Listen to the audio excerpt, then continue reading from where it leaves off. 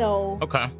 and I had already played other instruments before, so it was kind of easy for me, but it can be harder for other people. It's true that it's not like a very natural position to be in to begin with. Right.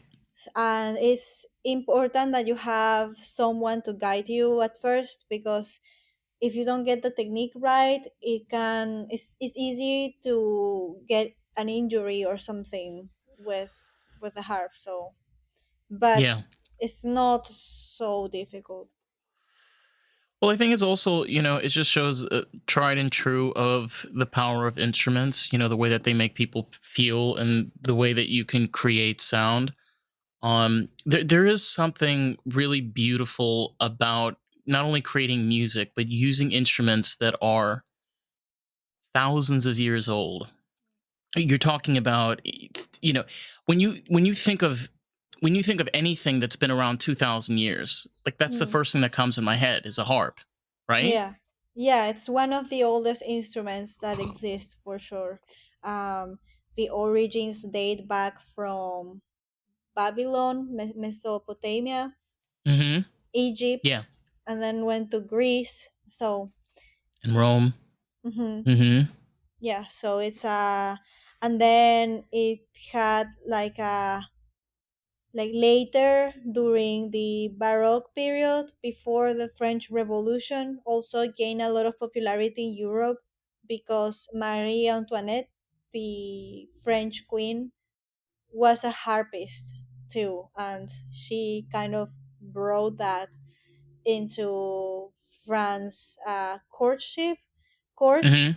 and so it made it become popular. And also this idea that we have of the harp as a elitist instrument is because she made it popular in the court.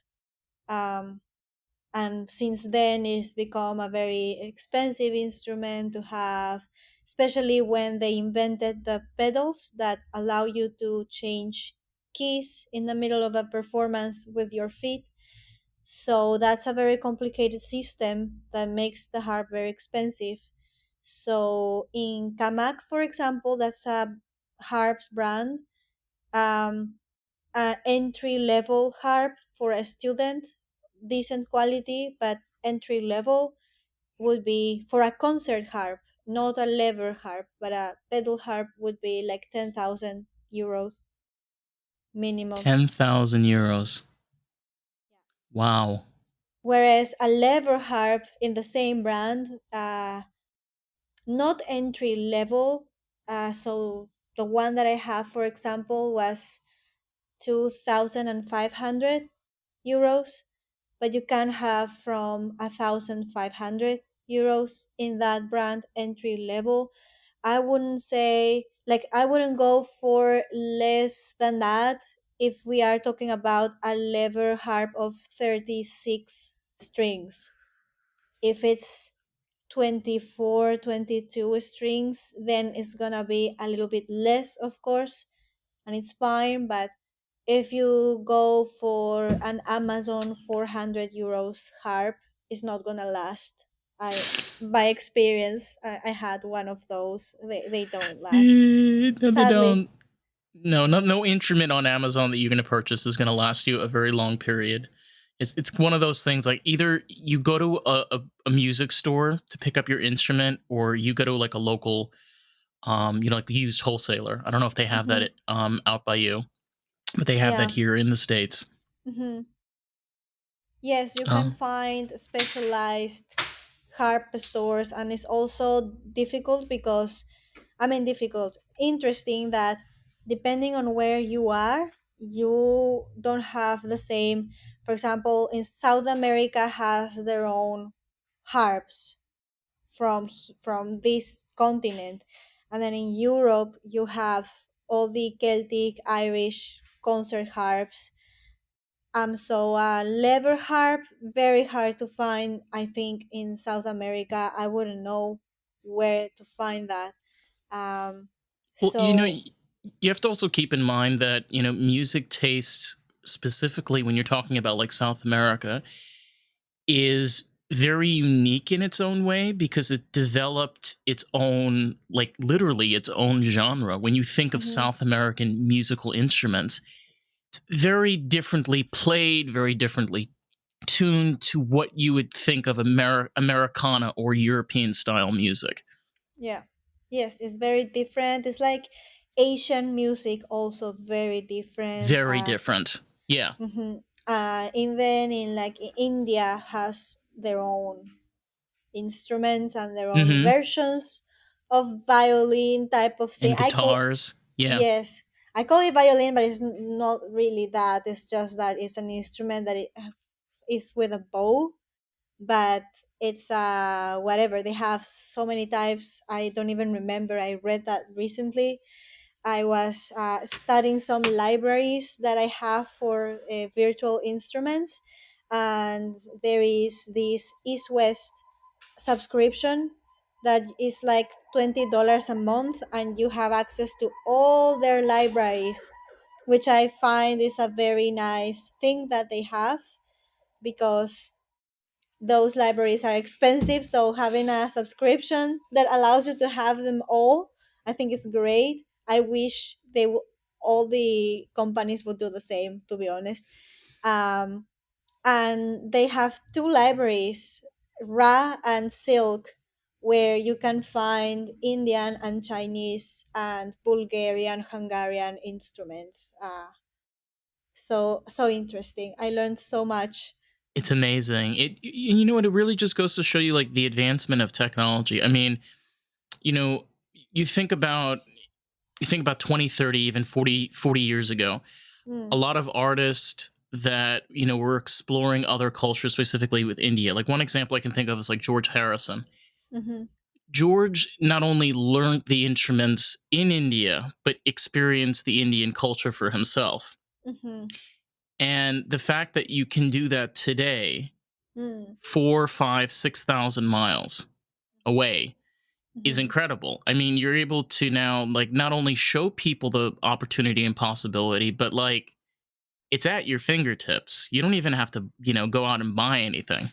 Yeah, yeah, and if you need references, because you always need references to do something that respects the essence of that music, even in within your own creative style, you take YouTube, you put X instrument music, and you have thousands of videos where you can listen to and have a flavor of how that music feels like, and try to translate that as much as possible on your own music. So, I mean, nothing is gonna ever replace the possibility of going to India, but if you cannot go to India, you at least have that, so you can create. Experience it. Yeah, Yeah. so that in that sense, culture is democratized. Therefore, to me, like when they talk about like cultural appropriation and whatever, to me it's like it's sharing, like it's there for everyone to experience. And we can give, for example, I am Peruvian. When I see someone from Asia, for example, that loves a Peruvian song and makes a cover, for instance, I'm just imagining, I feel Hmm. happy. It's like, wow, my culture has arrived to the other side of the world. That's so amazing. There's people out there who had a totally, completely different experience of life that I had, and they still are able to appreciate my culture. I think that's beautiful. I don't see it as appropriation or anything. It's in a way, I hate to say this, it's kind of a form of propaganda Yes. and force agenda where we live now in a time where culture diversity is at its highest. Like, example, I live out here in South Florida. One of my best friends, she's an indigenous Ecuadorian. Her family is also indigenous. Mm-hmm. And I'm here in Florida. Her Mm-hmm. family all came here in the United Mm-hmm. States with all kinds of people here. And this like where you see the diversity the most is within music. Because if you Yes. look at all the orchestra composers, musicians, guitarists, harpists, violinists, these are people from all Yeah. around the world that pick up instruments from whatever time in their life. And they decided that they wanted to perform, they wanted to be creative and share that with the world. Yeah, absolutely. And also in the music itself, when you, for example, if you take rock and heavy metal comes from blues, blues comes from African rhythms, the African people who were brought to America. Tango, which is an Argentinian type of music, also has African roots. It's also mixed up, and pentatonic scale also is used in jazz and blues, and it's also found in Chinese music. It's also found in South American music, and maybe even in some European music. So then you take Hungarian dances by Brahms, I think, if I am not Yeah. mistaken. Yeah, you're And correct. yeah, and it's called the Hungarian dances, and it's based on Hungarian scales, I think. And no, and it's just an inspiration that he took. And then you also have the I don't mean hung. to I don't mean to So cut you off, but you want to hear something interesting? yes, I'm Jewish, and I come from, my parents are interracial. My dad was Moroccan and my mom is American but European descent, and her descent is Hungarian and Polish. you see. So So Jews that are Hungarian, that come from that part of region, you watch those videos of like Jewish weddings, right? They took those dances from there hmm, and over time evolved based off of that to what hmm, you have today. yeah. So it's just everybody learning from each other, right? That's pretty much what it Yes, is. exactly. And history of Europe in the beginning until very not that long time ago, sadly, the economy of the continent was based on slavery, since Greeks and anyone could be a slave. Like if you couldn't pay a debt, then you Hmm. would pay by being a slave for X amount of time to that person you were owing some money. Then if you Even were, even more to the point, there were people that were ethnicity, for example, people that were from Africa that were black in mhm, Europe that yeah, owned white slaves. This was very yes. well known throughout, I think, for a good few hundred years. Mm. So you're right. Yeah. Yeah, and also like people like the Vikings would kidnap, and also the, I don't know the name in English. In Spanish, is los sarracenos. Is from the east, more east part of the and they will kidnap I don't know the people. translation, but I have a You friend that, you yeah, see that what? speaks to Yeah, me in Spanish. Yeah, yeah, yeah. I know what yeah. you're talking about. Yeah. So those people also would go to like the Mediterranean area and would have like white, blue-eyed, blonde people, slaves, like the Vikings as well. Sadly, the economy was founded on slavery. That's why it was so difficult to end that, because literally people, like the economy, they didn't know how to sustain the economy without slaves. About uh not paying their workers. Isn't that amazing? It's like, let's figure out ways of not paying our people. This is genius. yeah, exactly. And then also I had something to say and I forgot. um Damn, I'm sorry. no problem. Yes, about the slaves and everything. I forgot. But anyways, this is how it used to work. And yeah, oh yeah, I remember now, like in ancient Greece, Hmm. even philosophers like, I don't remember if Plato had that, but there were some philosophers that were even rich and everything.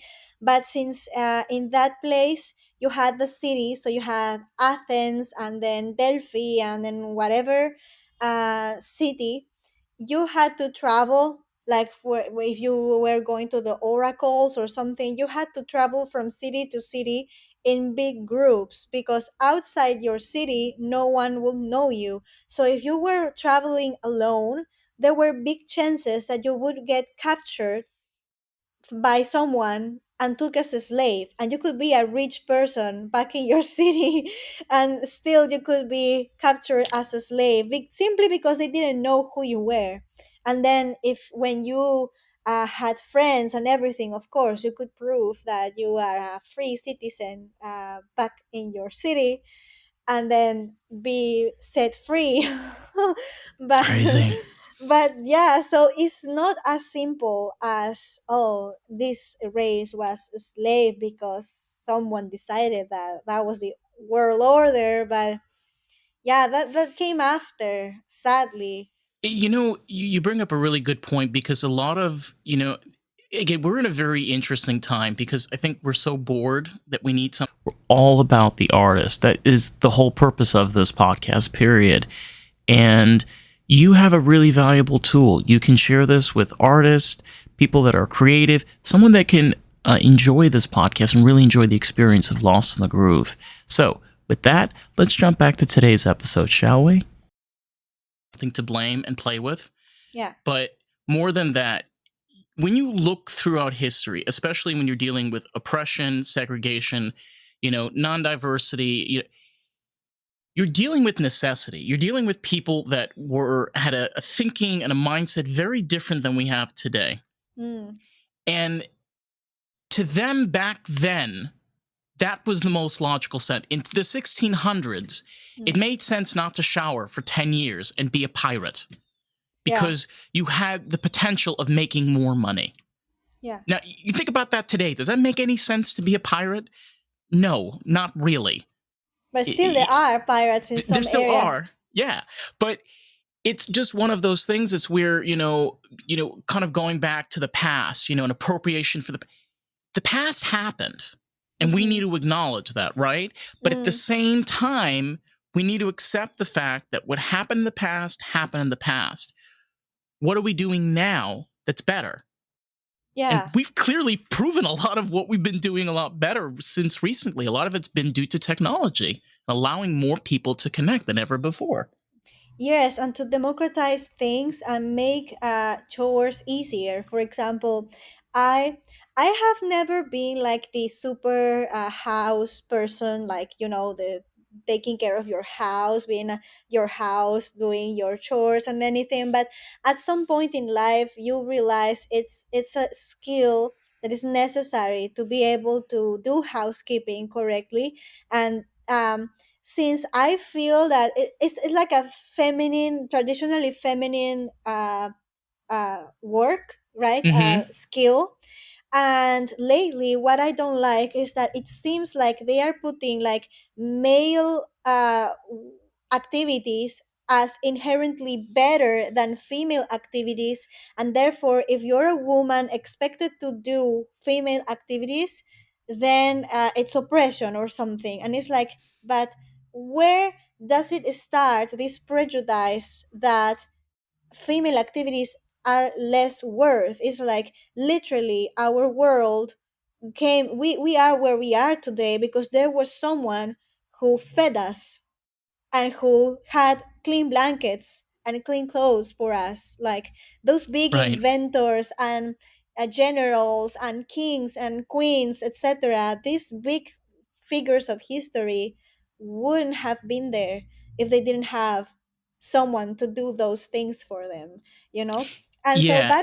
back to the point of technology, I am reading this book about housekeeping. Is Home Comforts is the name.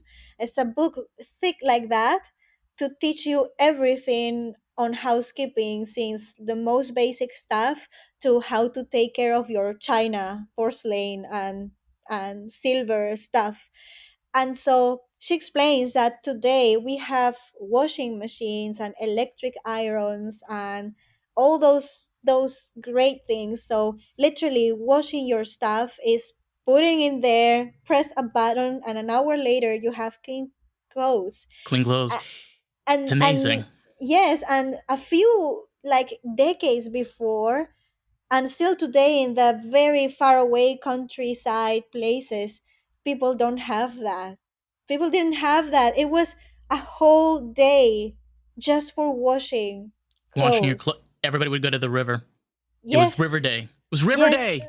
yes, and even more than one day. And imagine in winter to have to have those dry. So it was a problem for everybody. Like, it's not only the women; everybody would participate on that chore. And basically, today we were set free of all those inconveniences.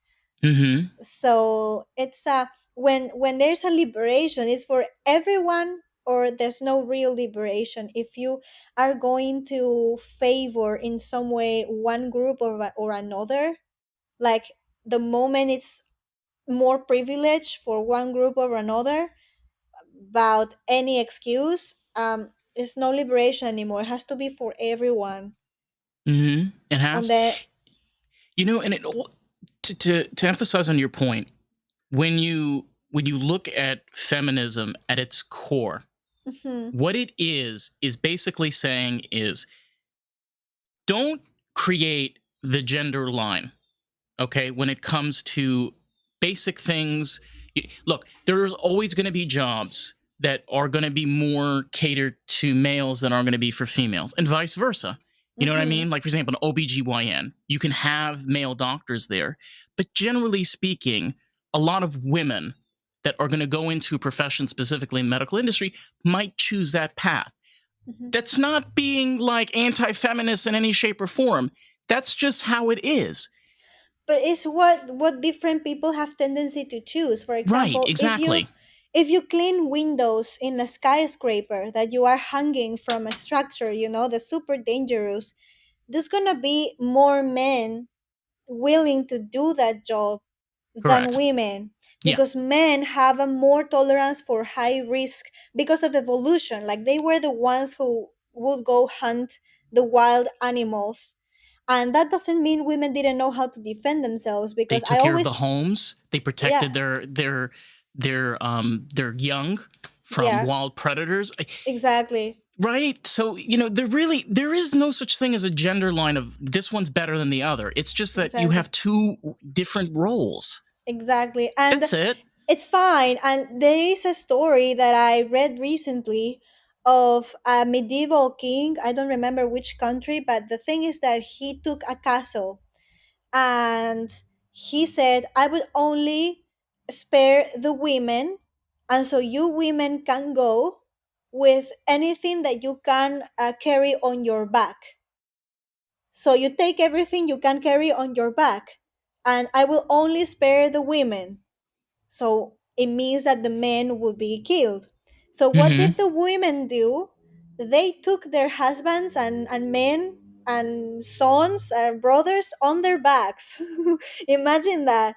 And so the king had to let them all go, because he had promised, whatever you can bring carry on your back, you can go with. So if you can carry your man, so imagine how strong you have to be to carry. Like, men normally are heavier than women, so they had to be strong, and they were, because it's a myth that women couldn't work before the 20th century. Of course they did work, and they would wash clothes and and take care of the chores of, like, the rich people, There etc. were the But nurses. they Keep in were a mind that, nurse. yeah. They would also do like a, how you call, like, cultivate plants and things Yeah. like that, Agriculture, yeah. harvest, Mm-hmm. agriculture. So they were strong enough to carry their men, clearly. um so It's, you know what it is, though? Again, it's, you can pick a fight and an argument wherever you want to. And again, I think like this is the thing specifically when you're dealing with artists, mhm, where you have a different lens with the world, because mhm, you see how even within the music industry, where gender roles play a very important role. And mhm. the fact that it's ignored is very stupid. Yeah. The fact that women have, specifically, there's been, I can give you examples like Aretha Franklin, Nina Simone, Donna Summer, Whitney Houston, Amy Winehouse, Beyonce, Rihanna. These are people that have different levels of octaves. that, for example, they can't get to the same levels of like Willie Nelson or Tom Hmm. Petty or Peter Gabriel. And again, it just goes to show you like not the limitations, but the ability and the strength and not even agility. It's more of where almost complexity, where Yeah. besides the fact that you're a woman, besides the fact that you're a male, you have this, you're able to do this. You're able to sing like this. You're able to perform like this that Mhm. somebody else can't, regardless of your gender. Does that make sense? Yeah, if we talk about like the register, for example, um, there's these things called hormones that also determine the pitch of your voice, and that's Mm-hmm. why women's voice is a little bit higher than men's voice Like in Adele. general. Yes, Yeah. exactly. And even within the female ranges, you do have like lower ranges, like registers, sorry, like alto register, that's Adele, Nina Simone.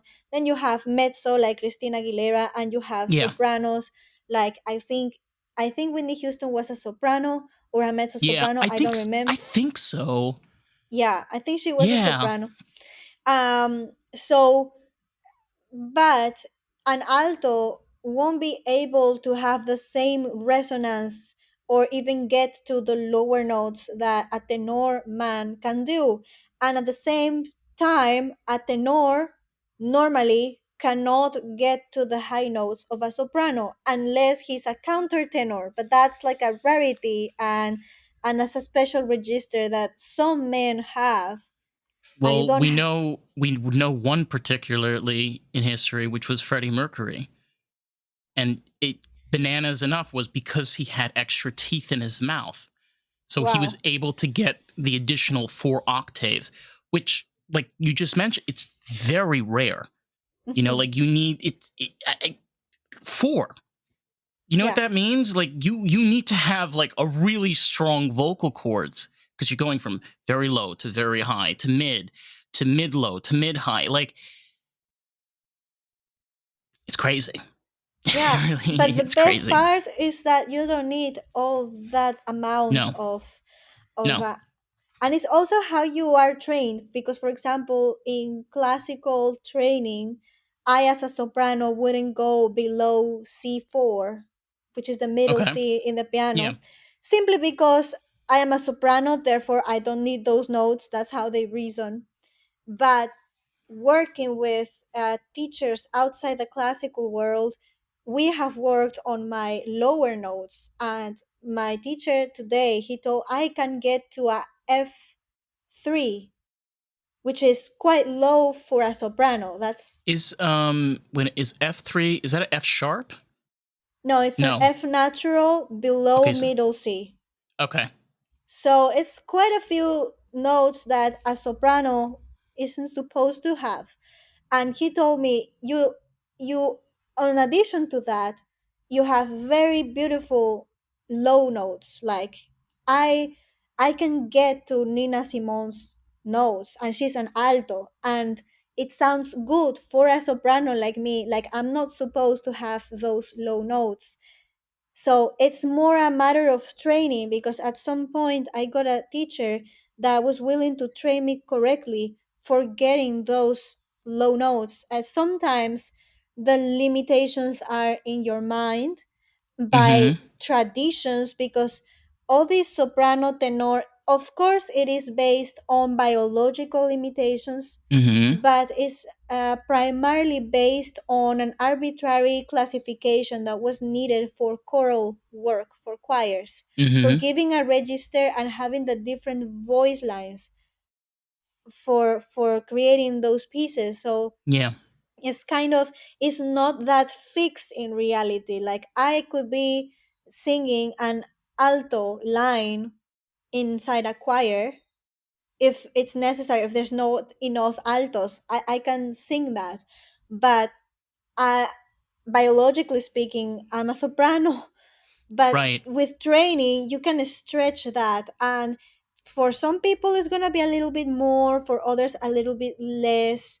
But in general you are not limited to that fix, because it's a book. It's like they tell you literally, like the soprano register starts in this note and ends in this note. I think it's middle C to F6 or something like that. I don't remember exactly, but that's a book. You Yeah, cannot put everyone in. It's not a fits all, a one fits all right. thing. And you know, it also comes down to that a lot of the times, specifically people that go into musical careers, they usually will pick, Mm-hmm. and kind of stay usually in that range. Like, we were talking about Beyonce, right? Even though Mm-hmm. Beyonce has done numerous different genres, like a lot. I think she even did, I think recently, country, but Okay. she's still in the same octave and vocal range, because like you said, with the right proper training and the right techniques, you find where you can hit those notes, hit those keys. And it's not that you can't do the other ones, like you were saying. It's that that's what makes more sense for you biologically.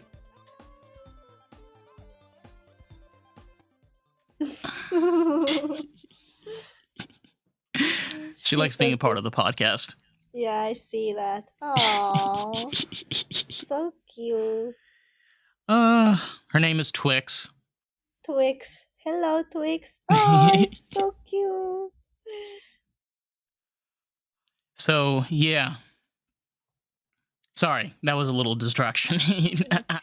Yeah, your the vocal range, because you have a vocal range and you can hit certain notes. And for example, even though my low notes are very good for a soprano, and I can reach Nina Simone's notes on Feeling Good, for example, it won't sound as her because she's an alto. So it sounds good, but it's not gonna sound the same, and that's fine. Like each person has their own strengths, and it's not about singing like X person. It's about finding yourself, because each person will have the passaggio in a different place, and they will have mm, more brightest notes in some registers than others, etc. Right. So it's about finding what you like, what you're better at, and how you can leverage that the best possible for your own music. It's also interesting because when you deal with music, and you have that side of, for example, with singing, but then you also have the side with instruments. And Mm-hmm. you could probably tell, like, I do play some guitar, but when you play a guitar, or you Mm-hmm. play a violin, or you play a harp, or drums, even though you can have four people and you could tell them, play me a G major, with an A Mm-hmm. minor, and I'm just throwing out C, C flat. Okay. Mm-hmm. Each person is going to play it differently. It's all going to be a G major, Yeah. but played three different ways. Yes, and it's very interesting because it's like different ways, not even getting into all the inversions, octaves, situation. It's like they could all be in fundamental, right? The chord in fundamental and in the same octave, or let's say a C major, and they all go from middle C fundamental position, and it will still sound different even with the same instrument. Yeah. Not even, let's not even talk about the intricacies of the sound of each instrument and what it portrays to you. Like I'm studying my libraries and trying to categorize that into genres, like uh and I have like at least four different harps, and it's like this particular harp I feel is more for a romantic comedy, and this one is more for fantasy, and this one is more for historic drama. And I really, and it's totally subjective, right? But like each instrument, and even the same instrument is not going to sound the same because the wood is not the same, the manufacturing is not the same.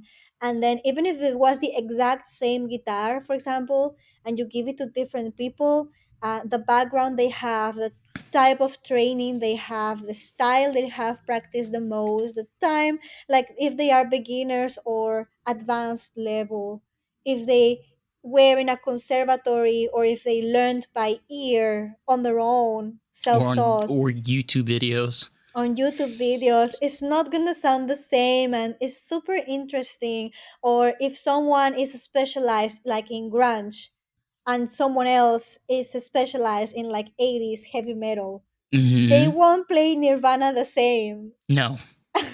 No. And it's gonna show, and you ain't gonna like how the 80s heavy metal guitarist is gonna play Nirvana, because he will play it too perfectly and it's gonna lose its essence. Oh my god, it's so true. You know, it's one of those things where we do have language, right? But we've created different forms of communication, Mhm, and in a way, like, we don't necessarily see it. You know, what we've created with instruments and singing is another form of language. You know, like, for example, when you're listening to music from other countries, right? mhm, Do you always have to understand the words? No. mm-mm, You know, I remember I went to they're called Molchat Doma. They're a Bulgarian grunge group. I have to tell you, when I saw them, I could have sworn that it was still the Soviet Union, like mhm. Russia. Like, they Wow. looked like union workers that just got off like the Slovak, you know, like, and just this strong voice that comes through, and you're like, whoa. But you can't really explain that. The only way you Mhm, can explain that to somebody is come here, mhm. experience this, and hear what I'm hearing or see what I'm seeing. Or at least send you the YouTube link. Watch Yes. this at the Yes. very least. Yes. Yes. Yeah. It's wild in its sense, you know what I mean? Hmm. Yeah, it's amazing. Many people, because of the things that are happening around and all the manipulation and like taking all different problems of different groups of people and literally leveraging them to use them for propaganda, which I find so disgusting, especially with some minorities that Specifically what they've been doing with rap and trap. Yeah. It's or thankfully not there thankfully not there have been artists that have been trying to come out of it, but I mean, it's been a pretty dark road for the past couple of years. Yeah, I am not very familiar with what was happening with the rap and trap world. Do you want me I to give you just a little recap? Yes, please. So, three things basically happened. Was there was a breakout for the independent industry, primarily in Mhm. Atlanta. So a lot Okay. of artists have started to go independent, and they've kind of worked together as a collective to be able to get their music out. Mm-hmm. The second thing that has happened is the way of getting away from the message, because a lot of what, gangster rap, a lot of the heavier Mm, rap and lyrics was primarily about people talking about their suffering and okay, yeah. what they went through and their hardships, Yeah. not where you flaunt a Rolls Royce and plan on killing your girlfriend and your mother. And it's that's and then Total deviation correct, of the the primary message. yeah. Yeah. That was a catharsis type of thing, like I feel that rap, like I'm not an expert in rap, but the very few things that I have listened to, which is a Spanish rapper that is called Nach, who Mm-hmm. is so, do you know him? Oh wow. Yes. He's so amazing. His lyrics are pure poetry. Very clear. They come Oh through my god, very clear and it's beautiful. I love That him. that's So what rap there's is, him. though. It's poetry, though. That, like, that's Yes, something to get through. exactly. So I know him, and then I have to admit, Eminem, which I like Lose Yourself because of the message of of those lyrics, but I haven't gone farther than that. But even with that, with this very little portion of rap, what I feel like is just like a very raw, like a slap in your face and telling you this is also reality. Like there's people experiencing these things.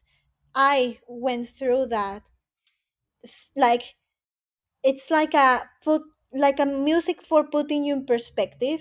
Like, hey, your problems might not be that As hard big or that or as big. big, yeah. Exactly, and like it's so beautiful to have people who might have not gone through those things, and then because of ignorance lack a bit of empathy, to have a form of art that can help you have that empathy, because it's showing you like this in your face, it's slapping you in the face with those words, uh, and it's very strong. Like that can be like a huge wake up call for many people, and Yeah. so You that's know, why it was deviated, like to make it seem like it's something that is not, right. so the message doesn't go through.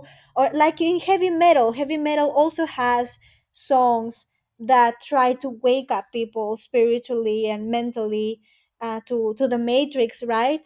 Yeah. And then what do? They start saying is satanic or whatever, so people are afraid and don't get close to those messages I and will stay I will in tell you commercial. though, I will tell Yes, you, if you ever go to a heavy metal concert, you will meet the nicest people. yes, They're the true. sweetest, nicest people you'll ever meet. And it goes to show you, like, not always what you're told is the truth. Like, specifically when we're talking about genres, again, everybody is going to have. Hey, it's Dave, and I quickly just wanted to jump in and say, if you've been enjoying the podcast, I'm enjoying this episode, if you can leave us a review on Apple Podcasts, that'll be so greatly appreciated. Because here's the thing, someone might read that review and make the choice if they want to listen to the podcast. You get to help grow this podcast with us. How fucking cool is that? Let's jump back to today's episode.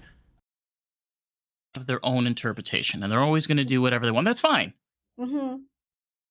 But don't justify. Mm-hmm. Don't give me this story of appropriation. Don't tell me that, this is devil worship if you have never experienced it before in your life. Mm-hmm. You don't know what it's like. Yeah, exactly. um that doesn't mean that there's so many heavy metal bands and death metal and progressive, so many out there. There's also some evidence that some pop artists might be worshiping devil. So if we go through that rabbit hole, you don't need to display the symbols so clearly, because many of those bands actually do a parody. Like Iron Maiden, for example, they were accused by a priest back in the day when they were breaking through in the US. So obviously there was a priest that came up and said they are the devil, whatever, and so they started to doing a parody of that, and that's why they have some of those symbols. Um, so basically they were making fun of the very thing they were being accused of, but you don't need to have all that. Like you can, like, the pinkiest thing, kawaii, most kawaii thing that you could be watching right now could be worshiping devil behind doors and you don't know it. So never trust the appearances. The thing though is that whether it be bad or whether it be good, it doesn't matter. Like, Mm, let's be honest. There's a lot of music that we listen to that came from very questionable people. Okay, mhm, like one very questionable person is Michael Jackson. Like, again, no accusations, but I will listen to Michael Jackson music. Again, I understand all of that goes, but the lyrics, the sounds, the way that it makes you feel, like the memories and experiences I've had, like even with Billie Jean, those are important to me. What happened in his life and his issues is not my problem. Well, the thing is that he had many issues, and one of them seems like, and is evidence that was brought later on, that he was falsely accused of the things that he was accused of. I cannot like put my hands on fire, but it's like a duty for me to say that there's high possibilities that the accusations that he was a victim of were We're false. false. Yeah. So, and to me, since I adhere to that philosophy that says that something beautiful is also truthful and good, it's hard for me to think that someone who was able to create that such a beautiful music would have been so jaded. You know, it's difficult for me to assimilate, right? Especially with lyrics like "they don't care about us." Yeah. It's telling you everything. Or lyrics like "don't matter if it's black or white," like Right. it's talking about unity. Or Man It's in the just Mirror. exactly, it just doesn't make sense to me. So my heart says it was false accusations. After that is the evidence, whoever knows the truth, and it wouldn't surprise me that there were someone interested in making him appear as a criminal that he maybe wasn't, you know? I think also, kind of tying again, it's not exclusivity, but when you deal with artist perspective and artist mindset, you look at other artists differently. Mm-hmm. Like I don't look at, for example, like I don't look at somebody like Tom Petty. You know, Okay. he passed I don't away. know. Tom Petty was a part of the Eagles. He Okay. like I think I can't think of any. The Eagles would have been like Hotel Yeah. California. Yes, Yeah. yes, that I know. So he died. He had a fentanyl overdose and he passed away. Oh, But wow. It's the always thing an about overdose, right? It's always an overdose. So, it, but the thing about him was though, I can understand that he went through a lot of physical pain. mm, You think of an artist's career, it's not a bed of roses. A lot of these people went through long yeah, times of no money, drug abuse, alcohol addiction, money being stolen from them, managers that yes, considered to be crooks and gave them yeah, horrible contracts.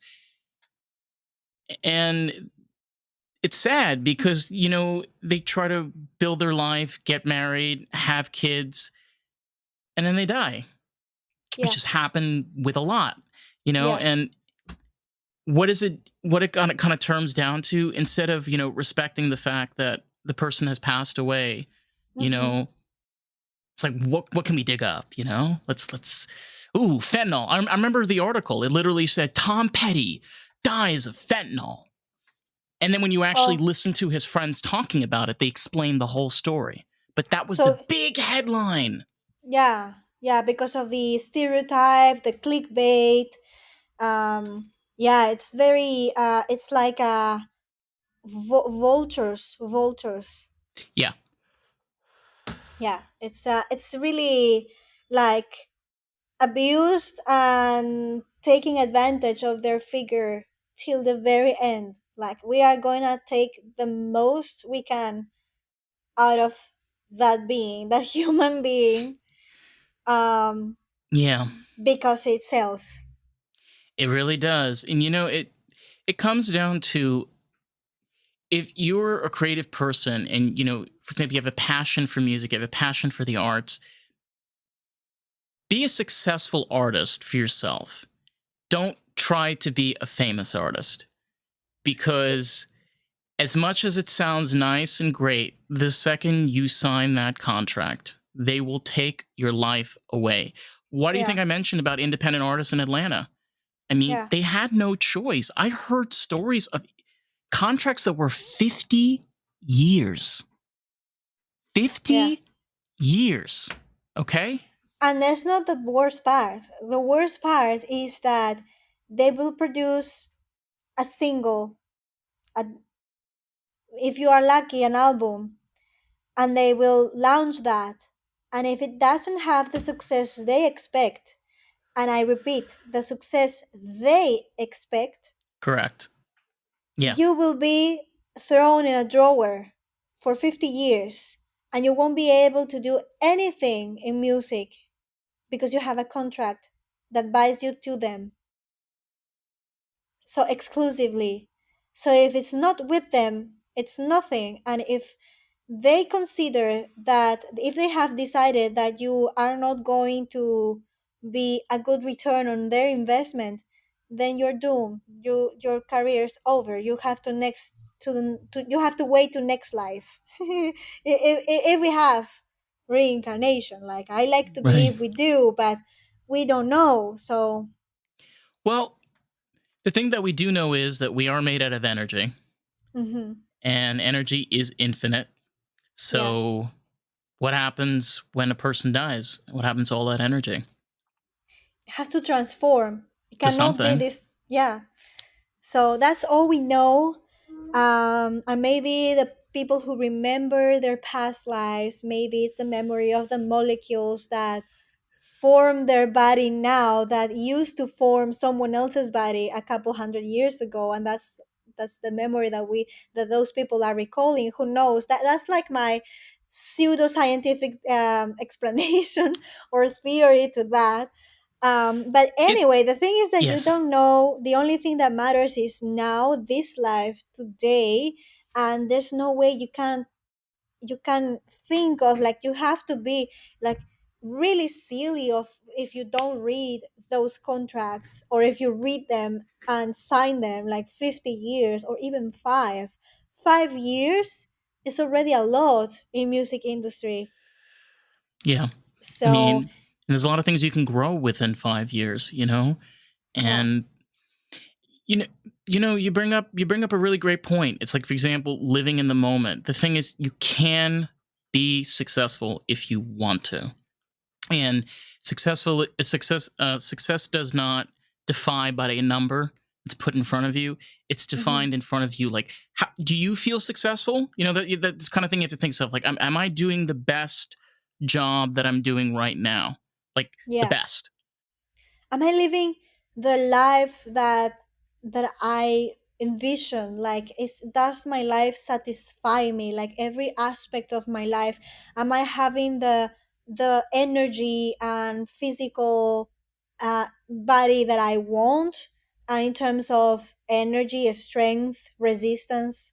Um, or I am having like the relationships I that fulfill me, like in terms of friendship. Do my friends truly root for me? Because when you are like starting out, everybody roots for you, but when you start really growing and evolving, who is really rooting for you then?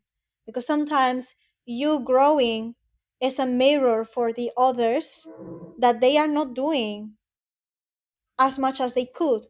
They are conforming and they don't like the comparison. They don't like being confronted to themselves, and this inner voice telling them, you are not doing as much as you could, like this person is doing. And so instead of taking responsibility and being inspired by your growth and try to do the same, they will be like, oh, you have changed, like, I wish you didn't change, I wish you were the same. So those, Yeah, well, and it's basically also having a healthy supportive group. You know, Uh, there's always this, like, the attitude of, like, oh well, I have 100 friends and you only have two. mhm, But sometimes two is better than 100, because yes, the fact that I can count on my fingers of how many people are important in my life, including my partner and my friends, mhm, I'm able to have a stable foundation for myself, and I know that I can reach out, and the same thing goes for them. Where mhm, if they feel a certain way or they want to say something, they can. mhm, You know, exactly. And believe it or not, it's a really good skill to help you in the real world. It allows you to be able to be better at your job. It allows you to be better at basic tasks and things you need to do on a day to day basis. And it's just a part of what it is to be human. is the fact that Yeah. we need a sense of community. We need a sense of foundation to survive. Absolutely. And that doesn't mean you cannot have contacts. You have to have. The biggest your network is, the better. But it's like different circles where you have like your contacts for professionally, for sports, for example, like your group of people that motivate you to do sports, etc. And then there is like the core, as you say, that's the reliable people, that unconditionally, almost, like they are there always no matter what. And then you have your contacts, and this can evolve, and someone who was at your core one day is not there anymore and someone new gets in, and that's fine. That's also life. Like, you evolve, your environment is normal that it evolves with you. If you have changed but your environment hasn't changed, then this spark that started growing in you, it's in danger, because the environment has such an influence on you. So many great people that we will never know about because their environment was just too much to do something, And and they. you know what? Also, the sad thing sometimes is though that you have really creative people that they never do anything with it. Yeah. Yeah, they So, don't take the leap because they were never supported. That they were always like, will never make a living from this creative thing that you have. I know that feeling, or of feeling unqualified for anything, because the only thing I knew to do was art, until I decided to go all in with that, and realizing I am more than qualified in what matters, which is this, which I feel I was born for. I don't need to be qualified in anything else according to whatever the employers are in companies are looking for, because that's not what I am made for. That's not the purpose of my soul. Like, if you believe, I do believe that your soul chooses a life path before mhm. coming in here. And so it's all planned already. Once you become aware to it, you have to follow it. And the sad thing, the real tragedy, is that most people never even get to that stage of waking up to, this is my purpose, or at least to, I have to find my purpose. Many people don't even ask themselves that question, like, what's my purpose here? Yeah, you know what it is though. Like, for example, I do this podcast, but I do have to make a living, Mhm. and I have generally a full time job. But the thing is, even though I have to do that, it doesn't take away for the fact that I have this too. It's Mhm. where you understand your purpose, and Exactly. but at the same time have that stable foundation, so Of you can be course. able to pursue those things. Of course, no one is saying like YOLO, leave everything You and do be a social podcasts. media influencer, like go for Yeah, it. no, it doesn't work like that. No. And you can have, and also, like, you can have a full-time job that you love. That exists. People think it's a unicorn, but it's possible. Like, not everybody has to go and be an entrepreneur, Alex or Mosi. Woohoo! No, some people don't want that, and that's fine. But for example, like, I have a friend, and I was talking to her, and she was like, she's just starting to in the like working after many years of study, and she's like, I don't like my, like, I like what I was studying, but being in the real world and actually working is having me depressed, because I was with all this illusion of giving my all and be a part of a team and have ideas, and and try to really be part of something where she can contribute. and instead she finds a series of tasks, and that's it, and just do it for 8 hours, and no more questions. So I was like, and she doesn't want to be an entrepreneur. So I was like, well, there are these and these things that you can consider, where you can look for companies where you can do the exact same thing that you are doing now, but in another environment with a more innovative uh, frame of work, where maybe you can find what you want, what would fulfill you in the professional field. And she's like, well, I don't know. Like, and then you realize many people don't want solutions. They just want to vent, and they want commiseration back, Hmm. which is, oh, yeah, I'm so sorry. Yeah, life is so hard. And it's like, I'm sorry, I cannot give you that because I've seen the other side, and I know it's possible to have a professional life that fulfills you.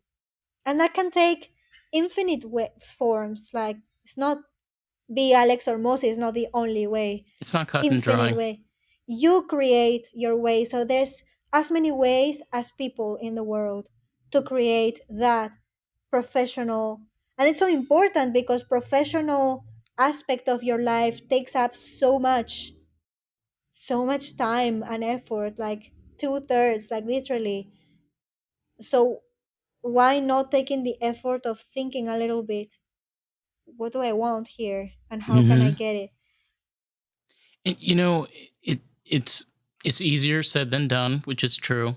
Yeah. But you know, being able to understand that you have to also be realistic with yourself. You live in the real world, and like you said, like there's 8 billion people on this planet. You're up against a lot of people, but if you want something, go for it. It may not happen today or tomorrow, but Mm-hmm. it may happen. You just have to be. I've honestly felt this way. Like, even maybe if this is not my career, right? Mm-hmm. But I get the opportunity of talking to somebody like you, and be able to spend an hour having a conversation about whatever, Mm-hmm. about the art and the intricacies and the history behind things. And maybe that's all that matters. Yeah. Now, the moment, and connecting with people that enrich you in some ways. And maybe that's your purpose. Like, the mistake with the purpose also is that we tend to think it has to be like a professional outcome, but for many people the true purpose has little to do with a professional. That's also an aspect to consider. Like, many for you purpose is connecting, and so by doing certain things that make you feel connected, then you are fulfilling your purpose, so then you are a successful person in the spiritual scope of things, which is what really matters, because the rest, fame, money, status, all those are fragile and they come and go. And like Hmm. someone who is a one hit wonder today and everybody is talking about them today, tomorrow he's no one again. And therefore, your Hmm. worth cannot be tied up to something that is more volatile than fucking Bitcoin, you know? It's true. And the other flip side of the coin, is always about, oh my God, the future, we're all going to be robots, we're all going to be machines. Like AI is going to make all the music. Look, we all saw what happened in Glasgow. Okay. What This is what happened in happens when you use, Glasgow? with AI and they made that Willy Wonka thing. It's Oh, wow. like, yeah. What Did you not hear happened? about this? No, I live in a cave. So What? in Scotland, they had, I think it was a few weeks ago, they had a Mm-hmm. Willy Wonka experience, Okay. and whoever set up the event did everything completely in AI. Okay. And it turns out people paid like £75, and they showed up to this warehouse with like tapestries that were like taped onto the wall, like this random mirror with this guy with a mask on. They Oh my god. gave out like a little drop of lemonade and like two jelly beans. It was bad. Oh my god. So just, it's like one of those things where, look, there's always going to be advancements, right? But you're always going to need a human interaction and a human touch. Yes, absolutely. And one reflection that I was having one day about if music is like if everything, it's like we have to take into account that certain labels, which are all business oriented in a bad sense, they would love to have. And in Korea, I think they might be starting to do that. They would love to have like everything AI, so they have their own products tailored to whatever they think it's what people want. And that is a win every time, so they don't lose money. Like they would love to have that and have 100% of the contract and not having to share with anybody. But the thing is that AI generates, which is not the same as create. And for example, there's been cases where some AI models were being trained with copyrighted music by people who never gave their permission to do that. So it's a form of plagiarism.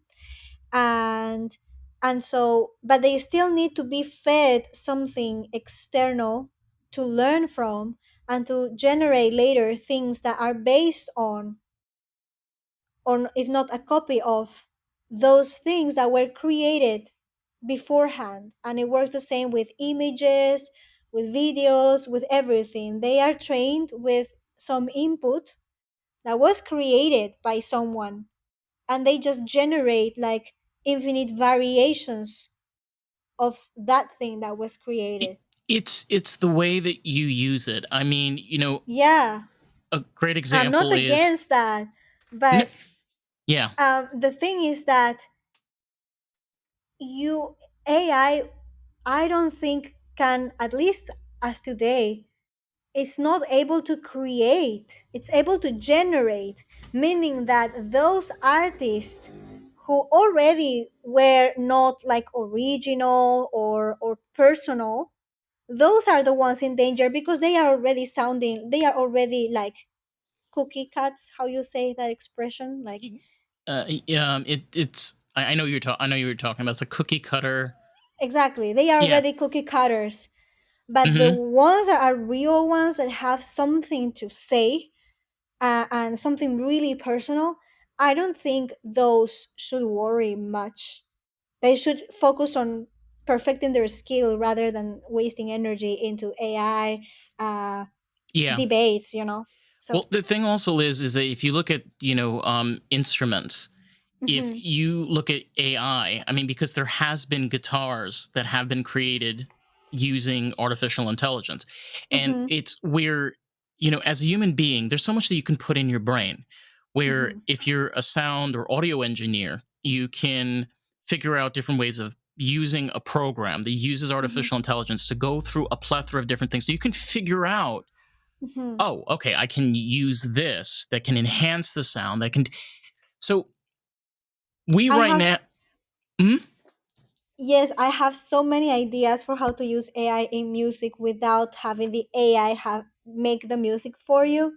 So, but please go ahead with what you were saying. No, you're right. I mean, we're in a state right now where I feel we're like in this frenzy of craziness, where there Mm-hmm, is going to reach a point where we're going to have to make a choice on how we're going mm-hmm, to approach this and continue with this, because either this is going to destroy us or this is mm-hmm. going to make us better, because the Yeah. solution to AI is not using it to replace everything in your life. Mm-hmm. I don't I don't care how advanced the technology is. I don't think that's realistic. It may, Yeah. No. like you said, it like it generates, it can be enhancement, it could be like a part of your life, but I don't think it can replace.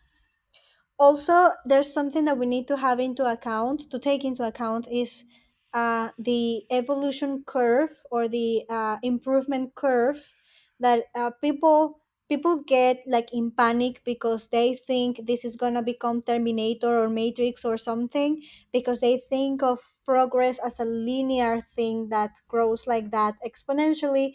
But Not actually, always. it's more like that.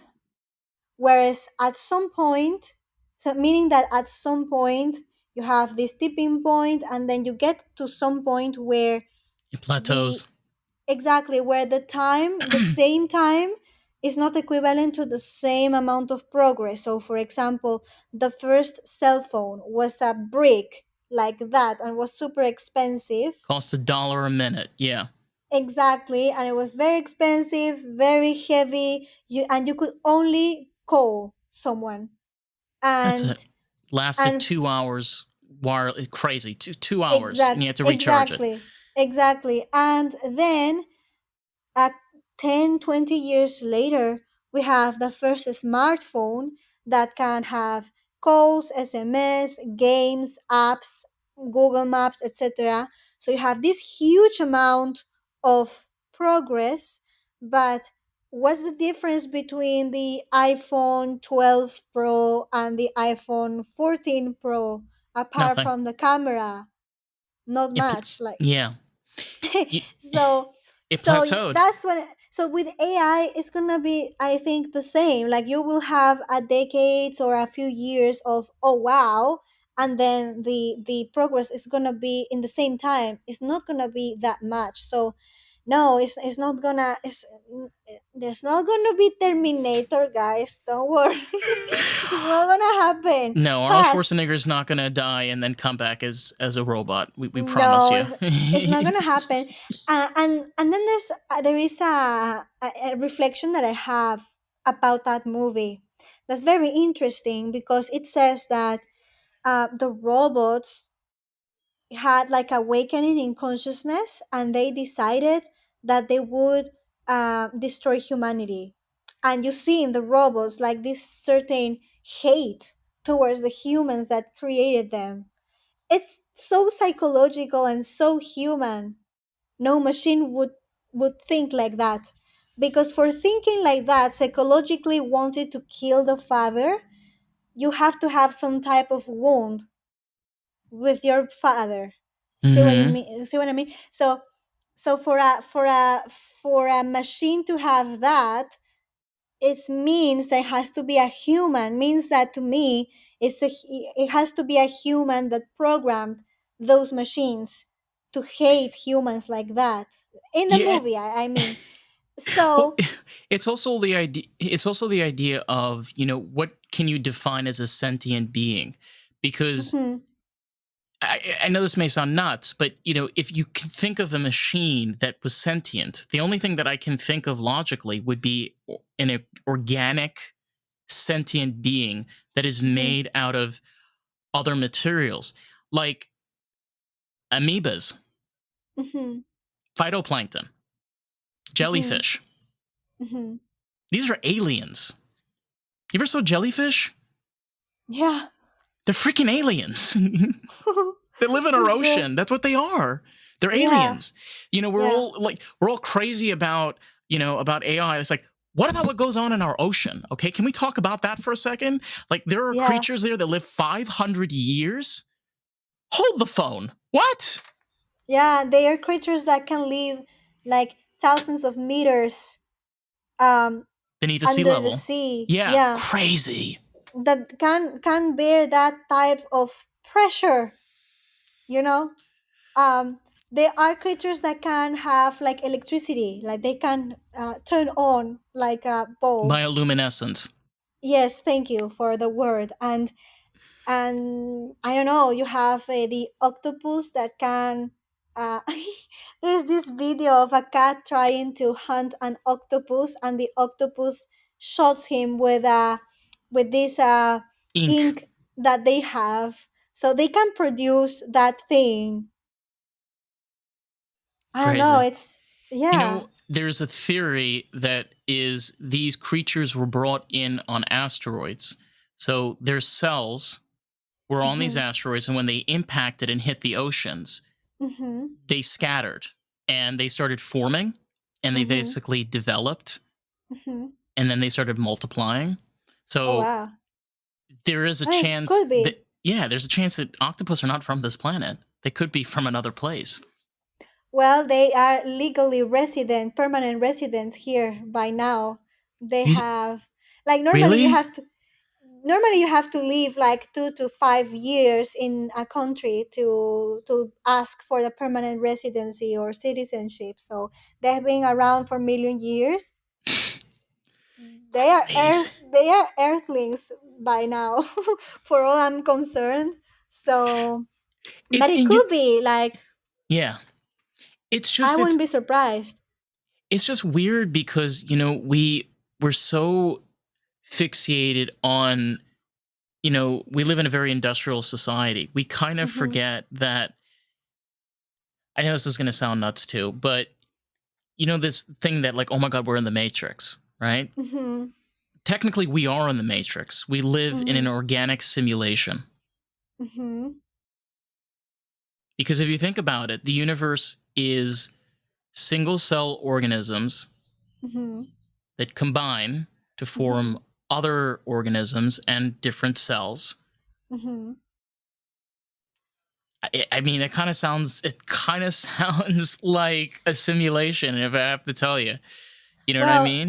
if you go farther than that to quantum physics and this theory of the chord theory, I think it is that you go smaller and smaller and smaller and then smaller than the electrons and protons and all those things. Neurons, yeah. Exactly. When you go so far into the infinite small, there's just vibration. It's all you can see. So everything, even though it seems so solid, It's in it's all motion. formed, yeah, it's all formed by vibration. So in metaphysics it's said, and also in Buddhism, that all of this is a projection of our consciousness. So we are creating all of it with a simple fact that there is an I that is watching and experiencing all of this. That's why they tell you that manifestation is a law of the universe, because your thoughts create your reality, and if you change your thoughts and emotions, you can change your reality, etc., etc. Mm-hmm. Because it Yep. brings you to do certain things in a different way. Like, for example, when I was a child, I was told that, oh, you don't have the voice for being a musician or a singer. You don't have the talent for that. Just leave it. And I never listened to those people. And I will always remember, like in 2016, when I truly took the decision to pursue this seriously, and I said, I am going to become a musician. All my actions shifted to that, and I started reading the books, studying theory books, watching online courses, etc. And I remember I like astrology. That year was the lunar eclipses in the axis of Leo and Aquarius, which is the axis of the talent for everyone. Like, Leo Aquarius is the talent. Leo is the talent, Aquarius is how you share it to the world. So it was very significant that for me, I take the decision under those astrological circumstances on something that has to do with the talent. And looking back at it, I truly feel that because of my decision that I took to create myself as an artist, as a musician, I believe something inside me physically, chemically changed to make me become that. So maybe it was true before that I didn't have any talent for being a musician, but my desire and my decision changed that, even physically within me. Like, I felt it, and then all the actions that I took, the hard work, the lessons, the books, the visualization, even, it physically changes you. That's why when you see someone, for example, who wants to become a millionaire, and you see them the before and after, and maybe they didn't even do any how you say, go to the surgeon, doing an operation, none of that, but they truly look like two different people, because they completely changed, like, their identity and their habits and the things they do, the environments that, like, the people they hang out with, not necessarily like rich people, but people that are in the same path as them, Mm-hmm. and they're totally different people.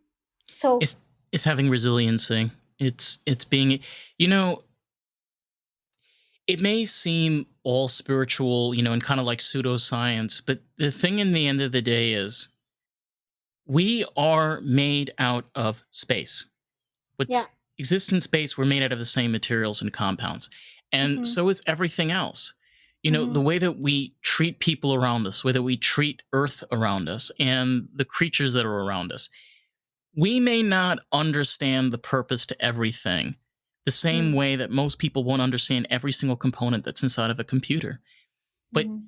you don't necessarily have to understand something at Mm-hmm. the beginning. It's can you imagine if they had that type of philosophy with cars? I mean, look Mm-hmm. at cars from the early 1900s. Death Yeah. traps. Death traps. You take a boat, you put wheels, and you're like, good luck. Have fun.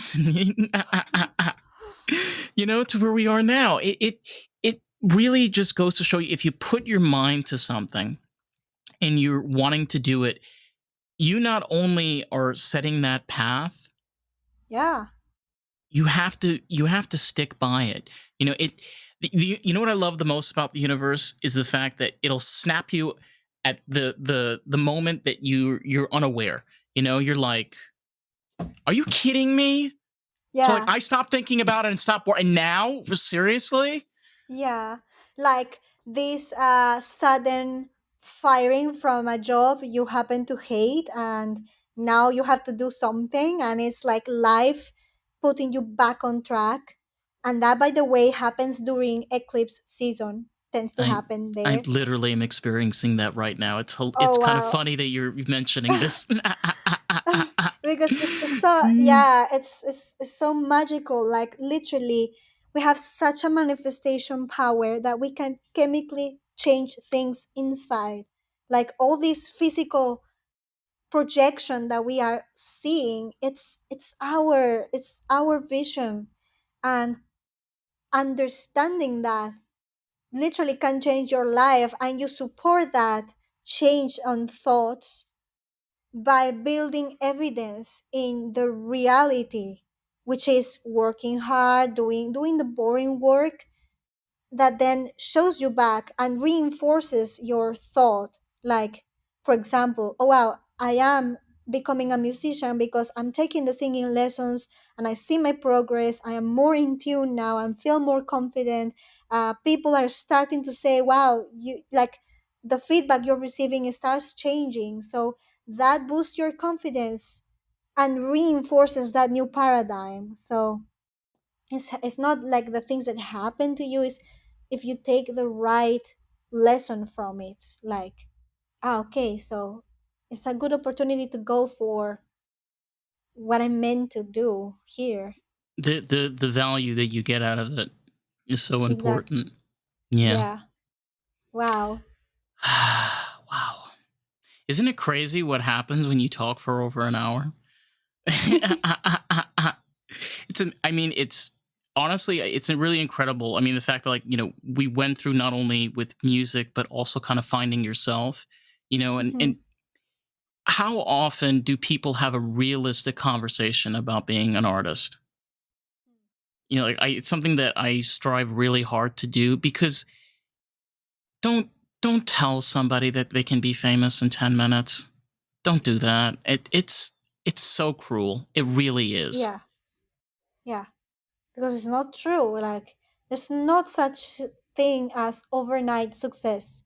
Even in the business world, online entrepreneurship world, like if you listen to Gary Vee and all those people, it's like, yeah, an overnight success that lasted 10 years. Like my last 10 years of hard work, that's my overnight success.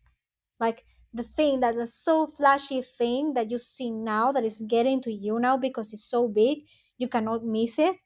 It took 10 plus years to build from nothing.